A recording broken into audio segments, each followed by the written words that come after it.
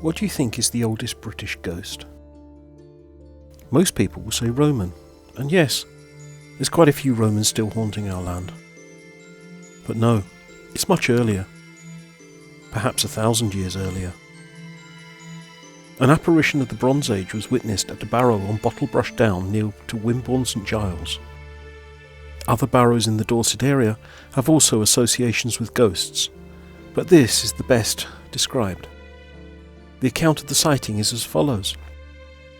When the archaeologist R C Clay was returning from his excavations at Pokesdown on the road which runs between Cranbourne to Handley, in 1927 or 1928, he noticed a figure on a horse riding in the same direction as himself, a little way off the road, and this is described in the account published in Grinsel's Dorset Barrows in 1959.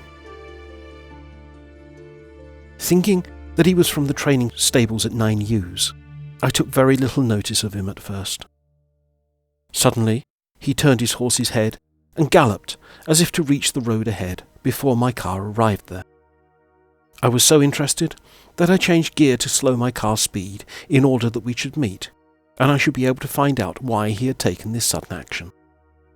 Before I had drawn level with him, he turned his horse's head again to the north and galloped along parallel to me, about 50 yards from the road. I could now see that he was no ordinary horseman, for he had bare legs and wore a loose coat.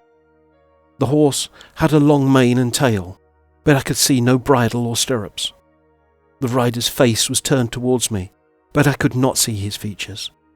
He seemed to be threatening me with some implement, which he waved in his right hand above his head. I tried hard to identify the weapon, for I suddenly realized that he was a prehistoric man, but I failed.